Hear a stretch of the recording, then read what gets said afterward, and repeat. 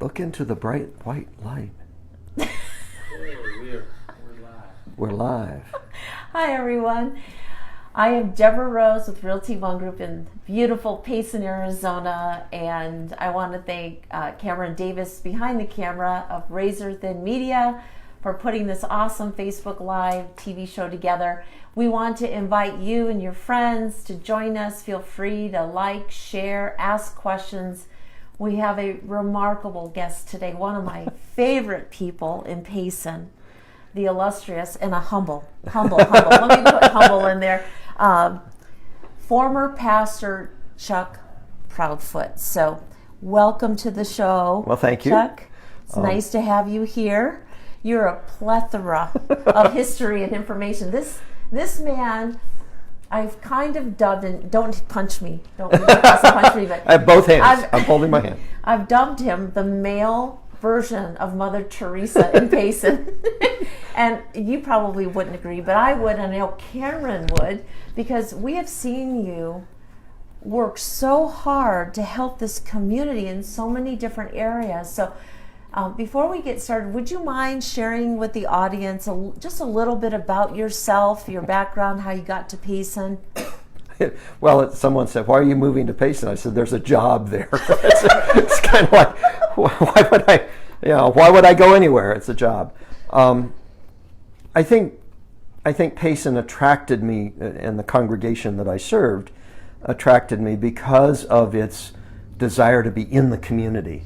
The name of the church is Community Presbyterian Church, and it's the oldest church in town, by the way, over 100 years now. And they wrote into their position description that they wanted someone to spend, I think it's 20% of their time in community service, that was part of the job. And that was interesting, because oftentimes congregations hire pastors to take care of them, not others. And I came, and certainly a dynamite group of people, small, not big, but deeply involved in the community. Mayor, town councilman, you name most anything that was going on in the community, there was a Presbyterian behind it somewhere. And so I just kind of fit into that, and it was an opportunity for me to kind of spread my wings and do some more of that community work. What year was that, by the way? 2000. I'll bang on the mic and make Cameron cringe. 2002. I came in 2002, and the church is on Main Street, and at that point there was just ramping up a redevelopment area called GVRA, and the idea was to try and redevelop the old downtown. And so I plugged into that pretty quickly, because one, we were property owners, and two, it was definitely serving the community. So I started there, and then we had a food pantry, had it, as nearly as we can tell, it started in the 40s sometime. And it grew to the point that the congregation couldn't keep it stocked. And so the deacons said, well, we have two choices. We either have to close it and let the other food pantry in town take the full load, or we need to find a way to get more food. And one of the deacons looked at me and said, "We're not closing it on my watch." And that then turned into working with United Food Bank in the Valley. And we're now doing, the Presbyterian Church and St. Vincent de Paul are probably about equal in terms of clients served. When I left, it was about 450 families a month, somewhere in that range. It went up, of course, during the recession. It was like at 600, but I think it's about 400 families, which really translates into about 900 to maybe 1,000 people, depending upon whether it's single parent, family, seniors, that kind of thing. And it also, people say, well, why are people coming to the food bank? 3 big reasons. An accident, they got hurt and disabled in some way are not able to work. That may just be short term, but most folks live paycheck to paycheck, and there's no money. So seniors and people on disability, those are the big three that make use of the banks in town. So anyway, so much for food. No. How I got here. That's really good because you and I have gotten to know each other extremely well. I think pretty well because we are actually having today and tomorrow as a beginning the 6th annual Realtor Food Drive presented by the Central Arizona Board of Realtors. So we are going to be out in front of Safeway. I will be there from 4 to 6 today begging for your support. So plan to buy an extra bag of goodies when you go in to shop tonight. But we developed this program because you came to us and said our food banks go dry in August, September, and October because everyone stops giving. They will give around the holidays, but they forget in the summertime. So do you want to elaborate on that a little bit? Well, that's absolutely true. I mean, the big push for food to the food pantry is the holidays. And Thanksgiving and Christmas, everyone, whether it's the banks in the valley or any food bank or pantry, gets more donations during the holidays. And that's one reason why, for instance, the post office folks do their post for food or whatever it's called in May. They purposely are out there away from the holidays to try and keep that stream flowing. And that's what's important because the need doesn't go away. I mean, obviously we love to give people a Thanksgiving dinner and a Christmas dinner, and this town goes all out doing that. I know that the last 2 years Safeway's had where you buy the packaged dinner. Yes. There were 190 of those given to each of the food banks the Monday before Thanksgiving. Wow. So that's people at the cash register adding money on. I mean, that Safeway didn't pay for that. The customers coming through the cash registers paid for that. And that's one of the things about this community. It's very giving. Oh, extremely so. Very kind, generous hearts. A lot of people want to volunteer. You said food banks. Are you also including pine and strawberry? Right. There's a fun kind of thing going on. For years and years, we called anyone who gave out food a food pantry. Then in the Reagan era, there was something called the Federal Food Bank Law, which allowed processors and manufacturers of food to give food to regional or citywide or statewide institutions who then banked it. Matter of fact, the prototype for that in the United States is St. Mary's Food Bank in the Valley. They were the first ones to do it, and it became so popular it became a federal law. And so now the food banks serve as wholesalers, and they provide food to the pantries. And what we're doing with the Payson Area Food Drive is we're basically a local coalition of food pantries. St. Vincent de Paul, ourselves, Pine Strawberry, sometimes Tonto Basin, we provide food to them if they need it. Same's true for the little place out in Christopher Creek. If they need food, then we'll provide it. But that allows us to then have one drive that services everybody and makes it easier. So last year, I think in the Realtor Food Drive, we received about 20,000 pounds of food. So how long does 20,000 pounds of food last? It depends.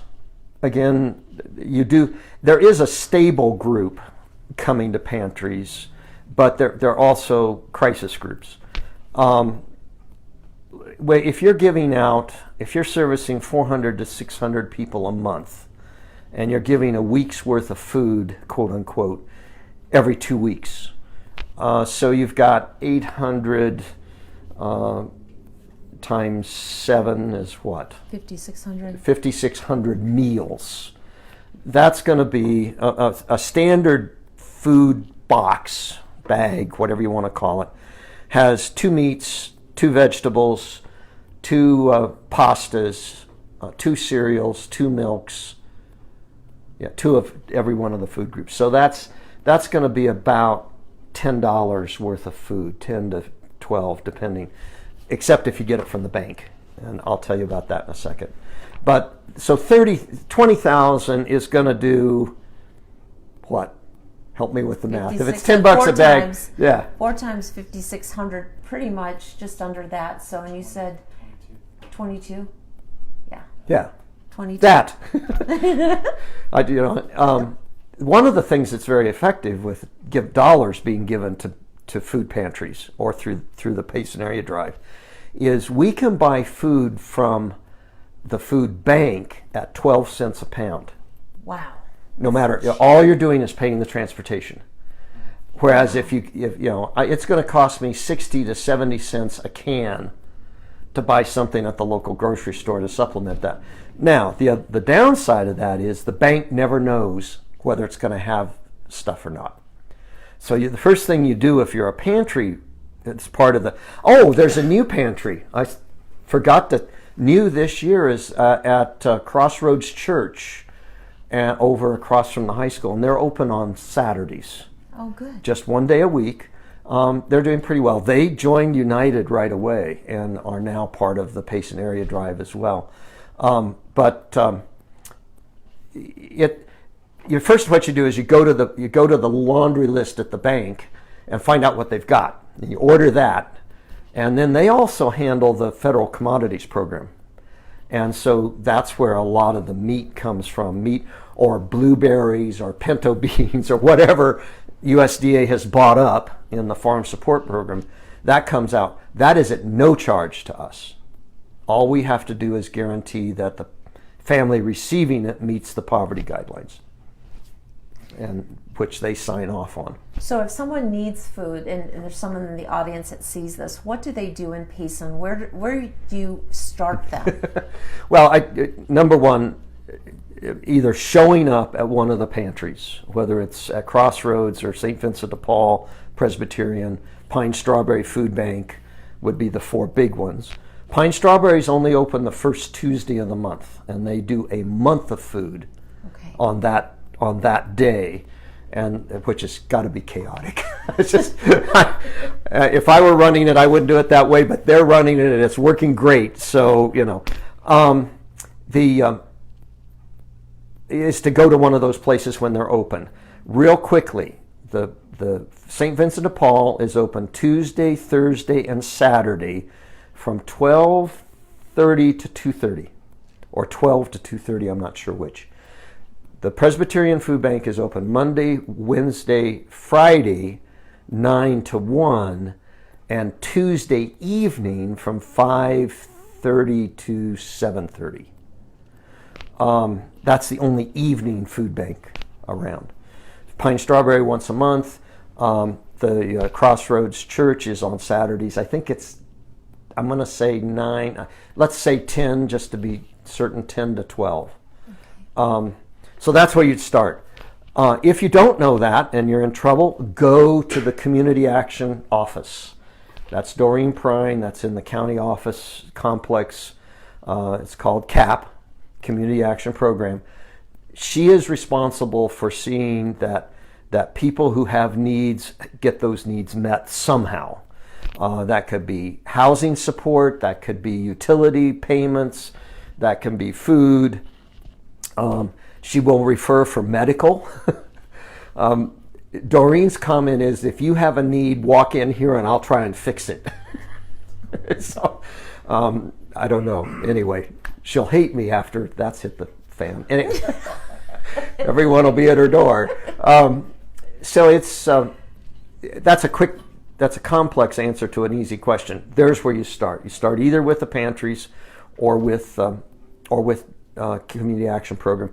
Now, do you need ID to get food? Technically, no. You need to have something that verifies that you have an address. It can be a pay stub, it can be a utility payment, it can be your driver's license, it can be your state ID form, and it does not have to be from this state. Okay? You have to prove who you are. You will then sign a paper that says you meet the federal poverty guidelines for the size of your family. That allows you to get the commodity food. If you can't sign that, if you have more income but you're still hungry, talk to them at the desk. We will figure out some way to get you some food, period. If you're hungry, that's the way it works. So what if someone is homeless? I mean, we're seeing a crisis in this nation of increased homelessness. We also see it here in our forest. So if someone has no ID and they live in a forest, are they going to be able to get food? The short answer to that is yes.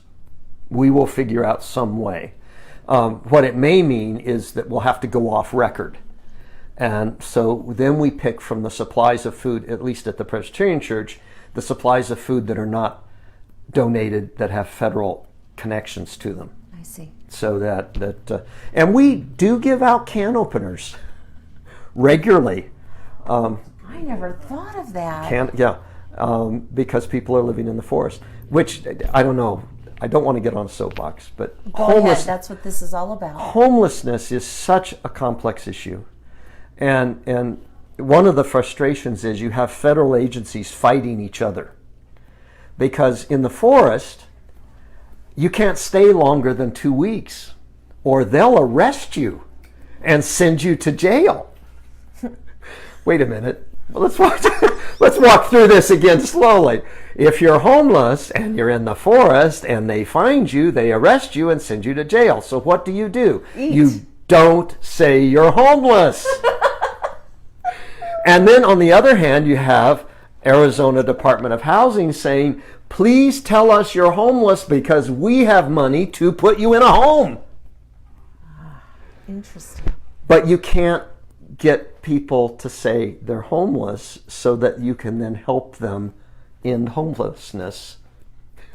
Oh my gosh. So we're working on, with the homeless task force just got started in this county, and one of the things we're working on is how do you get the information that the Department of Housing needs to help you with rapid rehousing, it's called, without admitting that you're living in the forest homeless. How do you do that, Pastor Chuck? Well, there may be some divine intervention involved here. Because what you have to do is earn the trust of the homeless person and say, look, we're not here to call up the Forest Service and tell them where you are. That's not our job. Our job is to help you find shelter, and we want you to find shelter. And certainly there are other programs in addition to rapid rehousing. If you're a veteran, if you are honorably discharged from any branch of service, including the Merchant Marine, please go to the CAP office immediately. There are federal programs that are designed to stamp out homelessness among veterans. Amen. And they can have you in a house, in a shelter in 24 hours, your own. They'll pay the utility hookup. They'll do everything to get you somewhere and they will then support you for 4 to 6 months in that transition process. And that's as easy as one phone call. That's fabulous. Do you happen to have their number memorized by chance? As a matter of fact, I don't. The community action, darn it, I should have brought that. The community action program is in the phone book. And that's where I would start with that. There's a guy who comes down from Flagstaff who services veterans, the homeless veterans program for Gila County, and he's at every interagency meeting, or most every interagency meeting. Interagency is an interesting group as well, and that's something that I facilitated here. Interagency is required by the federal government. Every agency that receives federal dollars is to meet at least once every 2 months to network. And so here the Community Action Program is the interagency convener. What we did is we took it to the church and fed them lunch. And now we get 25 to 28 agencies coming every month out of the more than 70 agencies that actually deliver services to people. And we've expanded it so you don't have to have federal funding in order to show up. You can be a church, if you're helping people, come to interagency. And it's 11:30 to 1. There's usually a short program presented by one of the agencies, but there's a time to network. And it's incredible to watch that happen, particularly when you begin, someone raises something that they don't know what to do. Immediately people around the table say, well, my program can do that. Or doesn't Jane's program do that? And you leave knowing that there's some way to help whoever it is that was presented, or whatever problem. They were the ones that got us a detox center. Really? One of the ladies from Southwest Behavioral Health came in and said, did you know that there's money available for a detox center, but the deadline for the grant is this Friday? It was on Tuesday. And everyone piled on, and that was written and turned in on Friday at 5 o'clock, and we got CBI. Wow. So that's remarkable. This guy's told you he's a male version of Mother Teresa. Well, and at that point, and her name was Darlene Duncan. She's since left town, but she was hired by Southwest Behavioral Health to do nothing but look for grants. Wow. And she would walk in and say, look, I found 3. Who wants to go after this one? And, people would step up, and that's how we got the bus system. It was Darlene again who found money to do a transit study, and we did it, and it failed. So we waited. Wait, transit, was it the study failed? Because don't we have a lot of studies here? Or, Yeah. are we talking about that? Don, there's another one not to start me on. Okay, Anyway, sorry. It did not receive support from town government, and that was necessary to move on. So we waited quietly until Central Area Council of Government decided to do a transit study in Gila County. We piled on. And then we gave them all the old data. And gee, guess what? We needed a transit system. I'm not going to say what I really want to And say so here. But thanks to Joanne Coughlin and all her work at the senior center. She's the one that really spark plugged that and made it happen. And my phone's ringing. Yeah. Should I ignore it? I'll ignore it. It's probably a call-in. So tell us a little bit about how you met Cameron. You had a funny story. Well, Cameron came to work for the town, I think wasn't it tourism? And economic vitality. Economic vitality, that's right. And he started to work and had his office down at the Green Valley Park. And about 2 days into work, I showed up and said, guess what? I understand you're the new staff person for the Main Street program. And there was this kind of blank stare. It was like, oh, okay. And he did a great job. He really did. He did a fabulous Did a great job. I'm so impressed with Cameron Davis. And He's a shining star in this town. And then when the economy went sour, he ended up being not only tourism and you became the town parks director and everything. So. And he was also like picking up garbage after every event too. And I'm like, what are you doing? He goes, yeah, I'm pretty much working 3 jobs. Well, and yeah, anytime you have, that's true whether it's a Main Street parade or whatever. I mean, we're all out picking up the pieces afterwards. It's kind of, anyway. So since retiring, doesn't sound like you've retired at all, has your involvement in the community increased or decreased? It's changed. To what? I'm doing, well, number one, the homeless issue has ramped up, and I'm working with that. And then Doreen made the fatal mistake of asking me if I'd serve on the Community Action Board, and I said I would, and then she engineered it so I became chair. Better person. But it only meets quarterly. Have you ever heard that? Oh, they're just a few meetings. It's no problem. It's all the stuff in between That's those right. meetings that you're slaving away on. I also, in retirement for my church, I don't get to retire from my regional governing body. You are in for life. It's I'm chair of a commission, actually a foundation now, that's working at trying to do something with an old mission project that we had on the Navajo reservation, which is a school and a hospital and a church.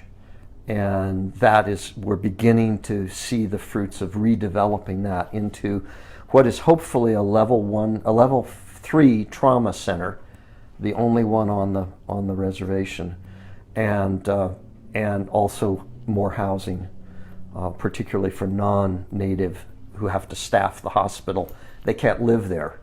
They have to live, quote, off the reservation. And our property is off the reservation. It's an interesting story, but that's taken a chunk more of my time since retirement than before. The beauty is I don't have to do anything with Community Presbyterian Church. Matter of fact, I'm not supposed to show up there. Really? Where do you go to church I'm then?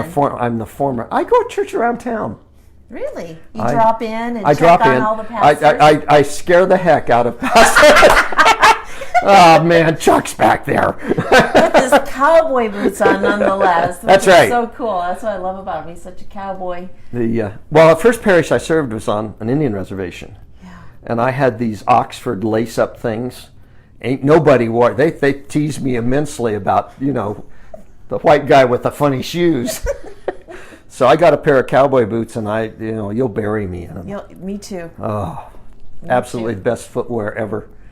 But anyway. I know we're almost out of time, aren't we, Cameron? Are there any questions? Boy, that went by way too fast. I want to keep talking to this unbelievable human being next to me. You and I get to weigh food tonight. We always load up our pickup trucks. So just kind of wrapping this up. Please join the food drive. We are in desperate need. The food banks are pretty much dry at this point, right? We're operating on the float, which means food's got to be coming in. Yeah. So we really need your support. Please support this awesome man who has served our community faithfully for 19 going on 20 years in such a magnificent way. I mean, thank you. There's your train. The train's here to pick him up. Uh-oh. It's someone from Central Area Board of Realtors. Hey, aren't they watching this show? Hello, the question is, are you watching Facebook Live? Hello. This is You're Chuck. live on the air. Well, everyone. Yes. Anyone. I am just so appreciative of Chuck Proudfoot. Please support the 6th annual Realtor Food Drive. We have boxes in every single real estate office, well, almost every single real estate office in town, including my own, which is at 431 South Beeline Highway, Suite 1. And I will be out from the Safeway today, tomorrow, collecting food from 8 a.m. to 6 p.m. So please join the great cause and help feed Payson and the surrounding communities. Any last comments as we're closing out, Pastor? That was Central Arizona Board of Realtors. Can I please come by and pick up the full boxes at Safeway? Yes. See? It all works perfectly, It all doesn't works. it? Yeah, that's right. So I'll leave here and go pick up some food. Thank you for everything that you do for this community. You're welcome. You're a remarkable man. Look out. And we appreciate That'll you. come back to haunt you. No, it won't. I know you too well. So thank you, everyone. Bye for now. Bye.